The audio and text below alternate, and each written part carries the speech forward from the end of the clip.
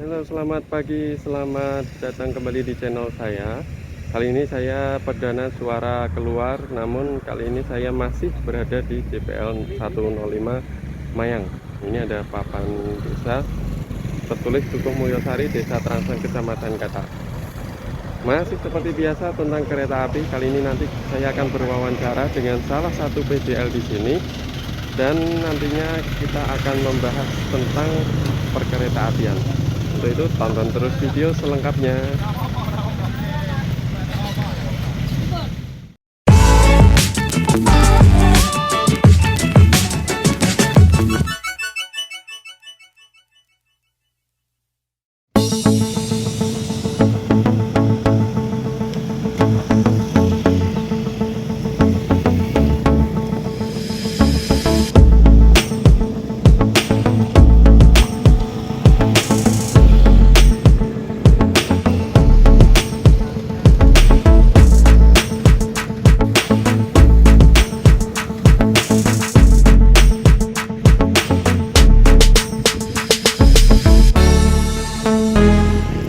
Oke, kali ini saya akan mewawancara salah satu JPL di JPL 105 ini ya.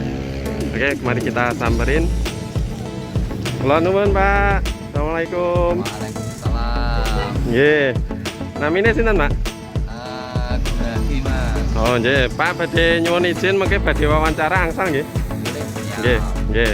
Nanti kita akan wawancara sama Pak Gunadi. Lebih jelasnya kita akan lanjutkan di video selanjutnya. Tonton terus dan tetap stay tune.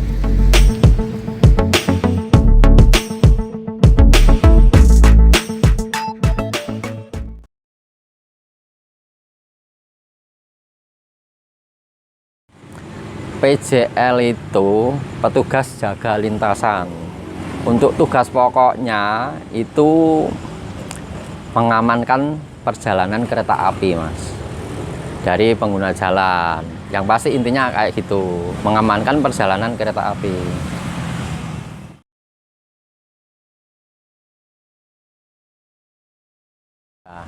Untuk PJL itu petugas jaganya, Mas. Nah, untuk JPL itu pos jaganya. Jadi jangan sampai salah. Kadang orang salah menafsirkannya antara PJL dan JPL. Asal sebut saja gitu. Tapi kalau perbedaan PJL dan JPL itu PJL itu petugasnya, kalau JPL itu tempatnya. Mungkin itu, Mas.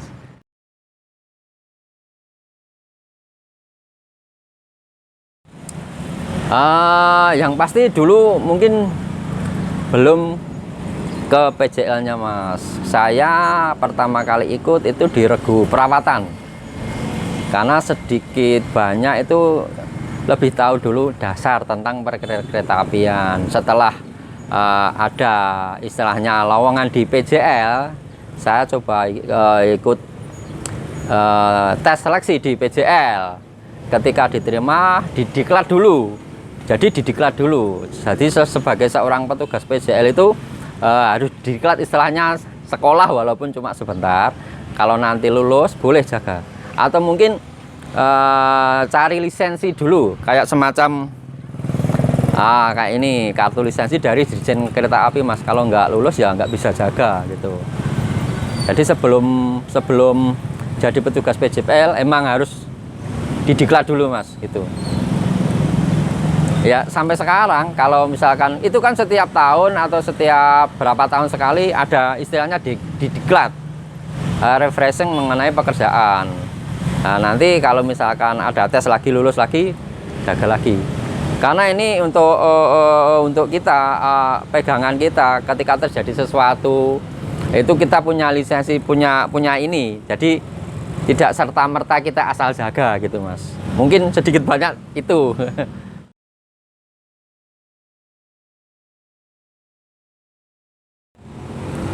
Seorang petugas PJL ketika diperlukan di suatu JPL gitu ya, Mas ya.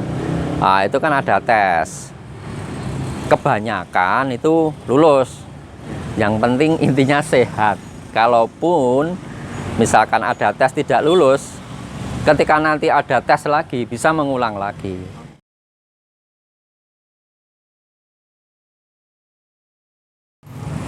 Saya pernah menjadi petugas PJL itu yang pertama di JPL 96 Badran. Itu lintas Purwosari Balapan, Mas. Itu kurang lebih 4 tahunan lah.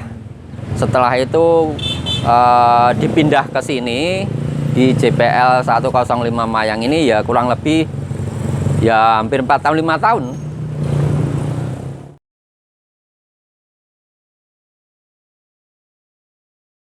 Petugas yang ada di JPL ini jumlahnya 4 orang, Mas. Untuk dinasan kerjanya itu 3 off 1. Jadi masuk malam, siang, pagi, libur, baru dilanjut lagi gitu.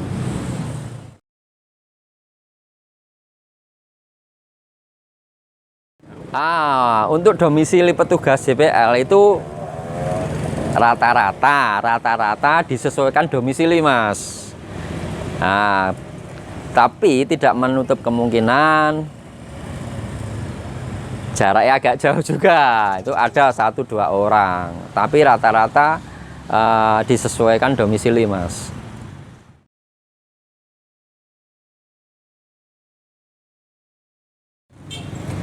Banyak, Mas, hal unik, hal menarik, hal mengenakan, bahkan hal-hal yang tidak mengenakan pun pernah. Hal mengenakannya itu mungkin di JPL 105 Mayang ini kan lalu lintasnya padat ini, Mas, ya kan. Hal uniknya dari pengguna jalan itu mayoritas patuh tentang aturan. Satu lagi, masyarakat sekitar itu saling bersinergi dengan petugas. Ada kalanya kan lalu lintas macet. Nah, itu masyarakat sekitar itu bersinergi dengan petugas itu membantu mengurai kemacetan itu. Nah, itu salah satu enaknya. Kalau yang nggak enaknya itu kan banyak itu pengguna jalan kadang yang belum tahu tentang peraturan ketika menyeberang atau ketika kereta mau lewat, itu banyak yang belum tahu. Itu kadang sok sering menerobos. Mereka mungkin belum begitu paham tentang aturan dan peraturan ketika melewati perlintasan kereta api, Mas. Hal-hal semacam itu mungkin sangat membahayakan. Bahkan ada pula ketika kereta mau lewat, sirine sudah saya bunyikan, palang pintu sudah saya turunkan, itu ada pengguna jalan yang menerobos dengan alasan istilahnya apa ya, kesusu itulah. Itu mobil atau motornya kesangkut palang pintu kereta apinya. Nah, itu mungkin dari pengguna jalan yang tidak tahu mengenai aturan dan peraturan tadi, mungkin sedikit tidak terima. Bahkan kalau menutup palang pintunya bahkan agak lama karena mungkin kereta silang, itu banyak pengguna jalan yang mengeluh karena mungkin terlalu lama. Padahal mungkin dari seorang petugas itu bekerja mungkin sudah sesuai SOP, Mas. Mungkin ada aturan dan undang-undangnya yang mungkin dari pengguna jalan yang belum mengetahuinya.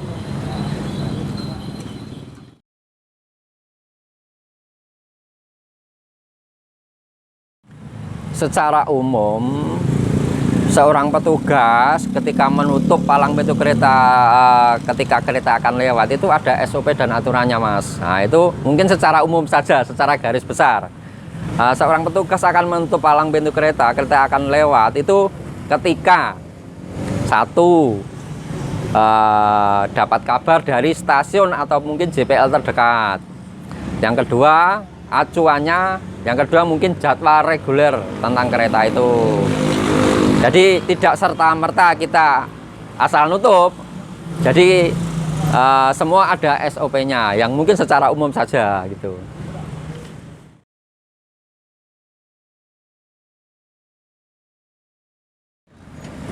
Mengenai jarak, secara SOP kita tidak tergantung jarak, Mas. Yang pasti SOP-nya ketika kereta mau lewat kita sudah dikabari, kita tutup. Nah, itu SOP-nya, Mas. Jadi tidak terpancang mengenai jarak harus seberapa jauh kita menutup, enggak. Jadi sesuai SOP-nya ketika sudah dapat kabar kita mau lewat, kita tutup. Yang penting tupoksi kita saja mengamankan perjalanan kereta. untuk dari pengguna jalan kadang sok mengeluh lama, nah itu kita SOP-nya sesuai undang-undang dan peraturan saja. Itu sudah ada itu undang-undang dan peraturannya. Wajib mendahulukan perjalanan kereta dan perjalanan kereta aman.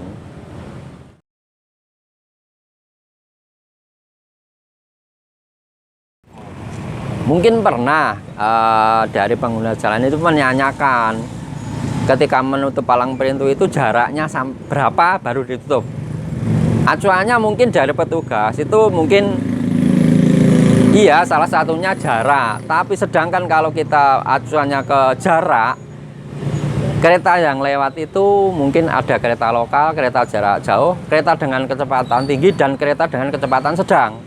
Nah, ketika kita mengandalkan atau acuannya jarak, ketika sudah dekat, lalu lintas rame, itu dampaknya sangat riskan.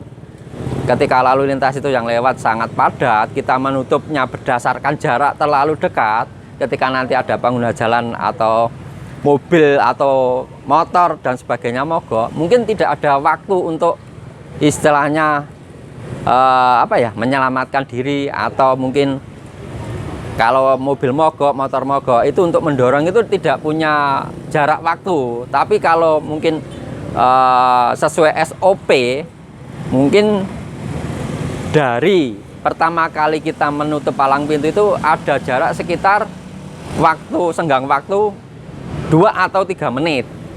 Nah, 2 atau 3 menit itu bisa digunakan pengguna jalan kalau misalkan nanti ketika menyeberang palang pintu kereta terjadi sesuatu hal yang tidak diinginkan, mogok misalkan roda lepas atau as putus dan sebagainya, itu masih punya waktu sekitar 2 atau 3 menit untuk menyelamatkan diri yang paling utama itu.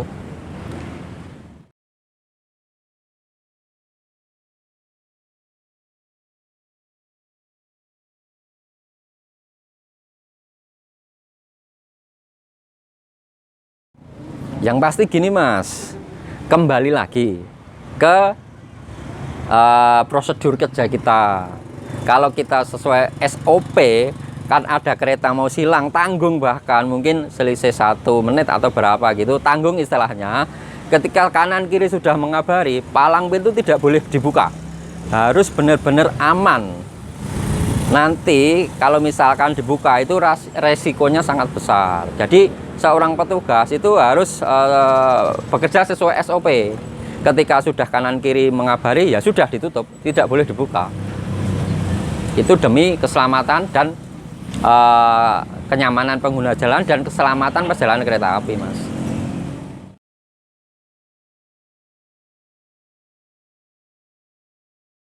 Yang pasti salah satu tugas pokok seorang PJL, Mas, ketika kereta lewat, membuka palang pintu kereta, mencatat itu kereta yang sudah lewat, dan mengamati situasi di sekeliling JPL, apakah masih aman atau tidak, atau mungkin ada kendala dari kereta atau tidak. Yang pasti mengamati sekeliling JPL itu aman.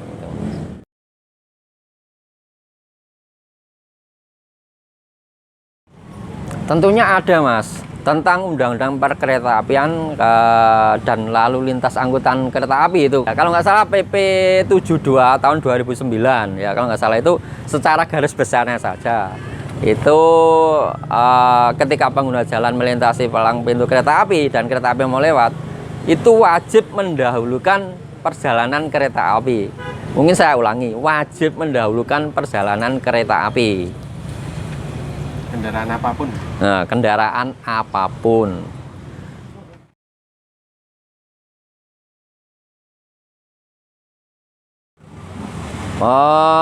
Mungkin salah satunya itu pengguna jalan yang kurang sabar. Istilahnya kayak begini, Mas. Kalau menurut SOP ataupun undang-undang aturan, ketika kereta mau lewat di JPL itu petugas akan membunyikan isyarat atau tanda terlebih dahulu, yaitu mungkin berupa suara sirene.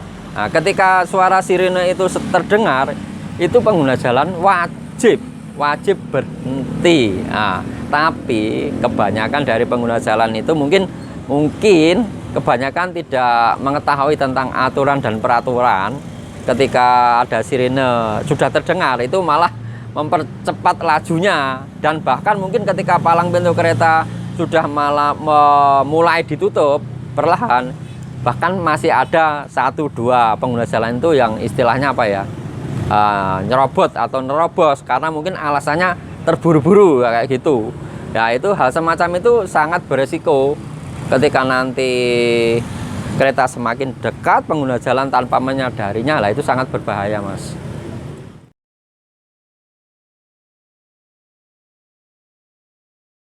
Mungkin selain pengguna jalan yang tidak sabar atau menerobos palang pintu dan sebagainya, mungkin ada lagi yang kadang-kadang itu ada anak-anak yang bermain di sekitar JPL, atau mungkin tidak di JPL saja, yang sering sok iseng. Jadi sok kadang ada yang menaruh batu atau bahkan paku dan sebagainya.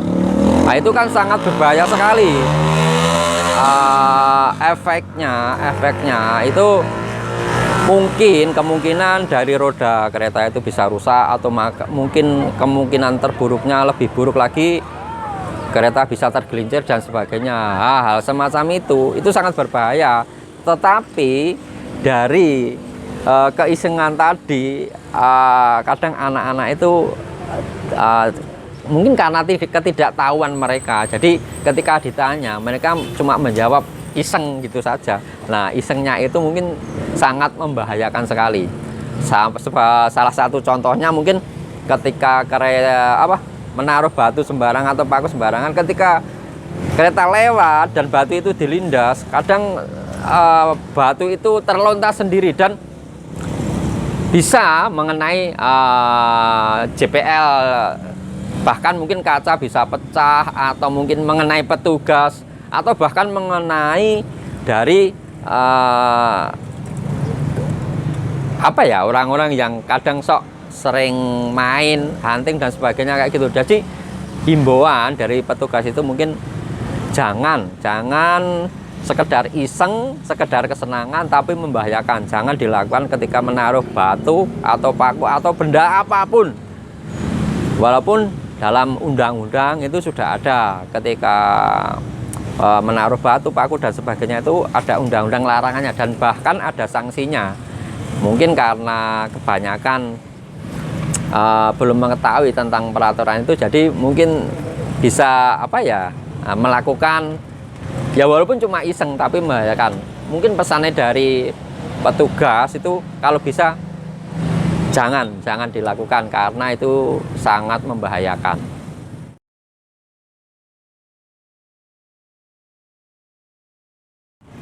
Secara garis besar atau mungkin secara umum gitu ya Mas ya, itu bagi pengguna jalan itu di setiap samping perlintasan itu sudah diberi tanda peringatan berhenti, tengok kanan kiri sebelum melintas rel kereta api.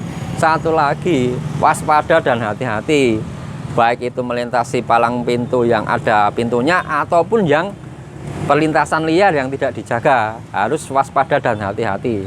Mungkin sekedar pesan saja dari kami petugas PJL, istilahnya pesan atau himbauan, mungkin singkat saja, lebih baik menunggu 1 menit daripada hilang nyawa 1 menit.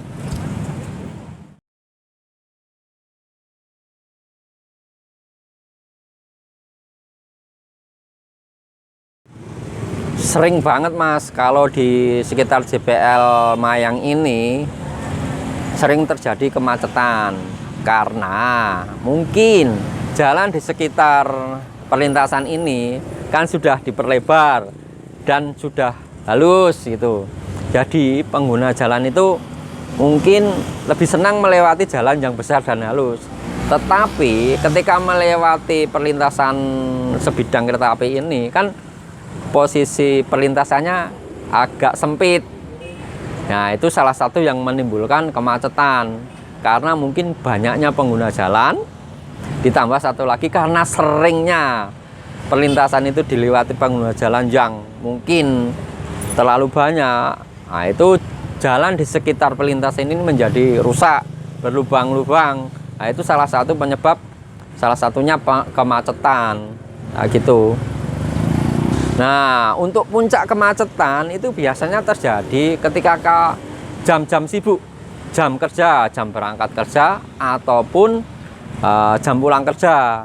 Tetapi tidak menutup kemungkinan ketika hari-hari jam-jam tertentu itu juga macet, walaupun mungkin tidak macet tapi padat, lancar lah istilahnya, karena mungkin banyaknya pengguna jalan dan sempitnya jalan di perlintasan itu.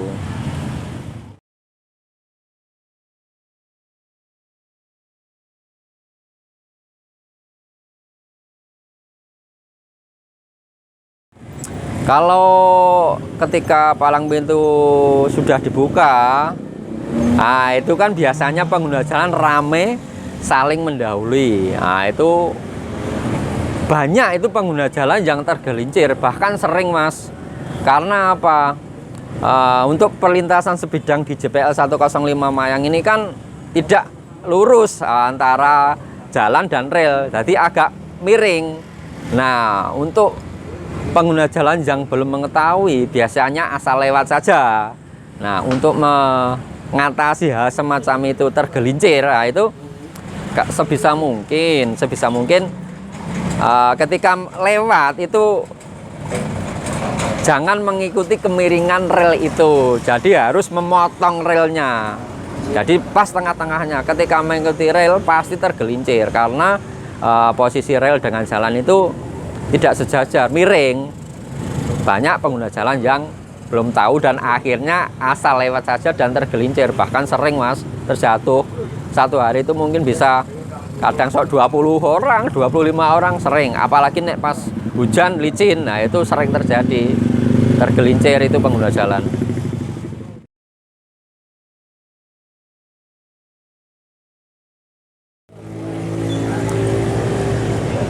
Ketika terjadi pengguna jalan itu melewati dan tergelincir pas jam-jam maksudnya jam-jam kosong kereta, itu petugas boleh saja itu, karena termasuk ranah wilayah pekerjaannya dari petugas.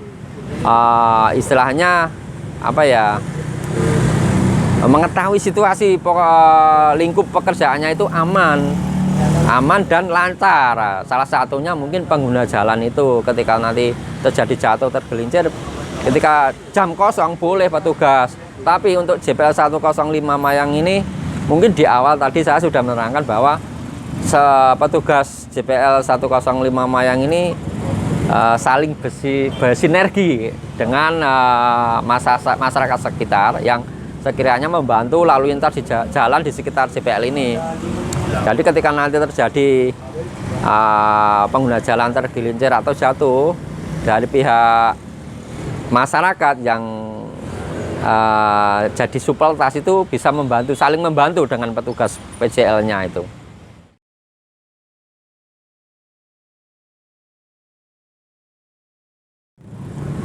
Yang pasti mungkin saya selaku petugas, bahkan mewakili pengguna jalan ini ya Mas ya, itu kalau bisa ketika jalan di sekitar perlintasan ini sudah halus, sudah lebar, tetapi jalan di perlintasan itu masih sempit, harapannya sih mungkin agak diperlebar karena banyaknya pengguna jalan. Salah satu penyebab macet dan apa ya, terkesan semrawut mungkin bahkan Mas ya, itu salah satunya perlintasan liar, dan mungkin ini salah satu-satunya perlintasan penghubung antara Gentan, Gatak, bahkan mungkin sampai Kartosuro itu. Jadi ini istilahnya apa ya, jalan alternatif yang sering digunakan pengguna jalan lewat sini.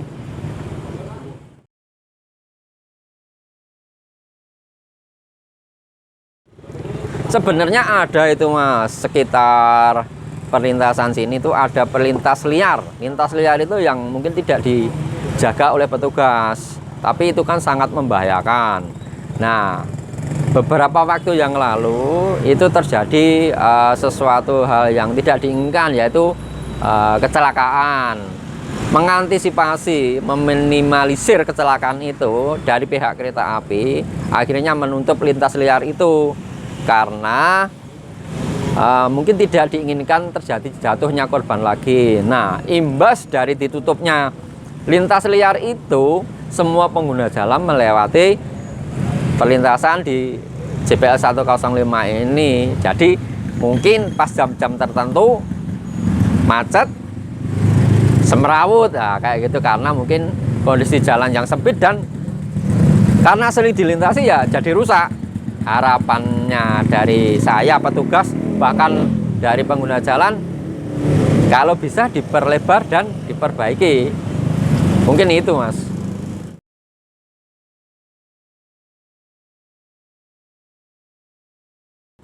Kembali lagi ke mungkin salah satu tugas dari petugas JPL ya, Mas, itu bertanggung jawab mengenai satu, tentang keamanan dan keselamatan perjalanan kereta. Yang kedua, bertanggung jawab tentang lingkungan, kebersihan dan keamanan sekitar gardu petugas jaga itu. Nah, ketika jalan rusak, demi kenyamanan dan keamanan perjalanan kereta, mungkin salah satunya petugas sering menambal jalan yang berlubang itu tadi dengan batu-batu atau bahkan dibantu dari masyarakat sekitar atau supeltas yang warga sekitar yang membantu, Mas, karena ini untuk kelancaran dan kenyamanan pengguna jalan dan keselamatan perjalanan kereta api juga. Oke, ini terima kasih Pak Gun atas waktunya. Semoga nanti bisa nambah-nambah wawasan, sharing ilmu lagi tentang perkereta apian, karena saya masih awam ini, Pak. Oke, makasih waktunya Pak Gun ya. Sami-sami, Mas. Semoga jawaban dari saya sedikit banyak bisa membantu. Itu saja, Mas. Yes. Saya tetap waspada dan hati-hati ya, Mas. Ya, siap. Oke, terima kasih Pak Gun.